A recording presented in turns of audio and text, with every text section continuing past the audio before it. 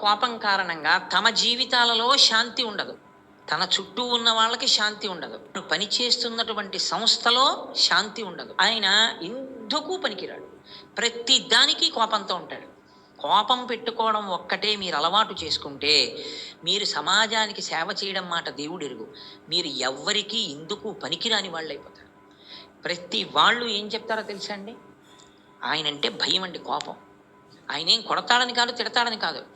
వెళ్ళడానికి భయం. అయ్య బాబోయ్! అంత కోపం ఏమిటండి అంటారు. కోపం మీలోనే ఉంటుంది. మీలోనే ఉన్న కోపము ఎదురు చూస్తుంటుంది అవకాశం. ఆ అవకాశం కోసం చూస్తుంది. దానికి అవకాశం ఏమిటో తెలుసా అండి?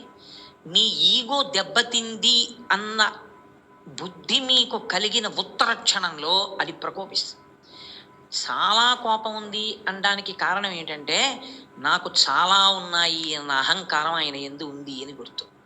కేవలం కోపం కారణంగా తమ జీవితాలలో శాంతి ఉండదు. తన చుట్టూ ఉన్న వాళ్ళకి శాంతి ఉండదు.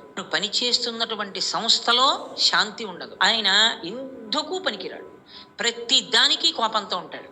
కోపం పెట్టుకోవడం ఒక్కటే మీరు అలవాటు చేసుకుంటే, మీరు సమాజానికి సేవ చేయడం మాట దేవుడెరుగు. మీరు ఎవ్వరికీ ఎందుకు పనికిరాని వాళ్ళైపోతారు. ప్రతి వాళ్ళు ఏం చెప్తారో తెలుసా అండి? ఆయనంటే భయం అండి, కోపం. ఆయనేం కొడతాడని కాదు, తిడతాడని కాదు. వెళ్ళడానికి భయం. అయ్య బాబోయ్! అంత కోపం ఏమిటండి అంటారు. కోపం మీలోనే ఉంటుంది. మీలోనే ఉన్న కోపము ఎదురు చూస్తుంటుంది అవకాశం. ఆ అవకాశం కోసం చూస్తుంది. దానికి అవకాశం ఏమిటో తెలుసా అండి? మీ ఈగో దెబ్బతింది అన్న బుద్ధి మీకు కలిగిన ఉత్తర క్షణంలో అది ప్రకోపిస్తుంది.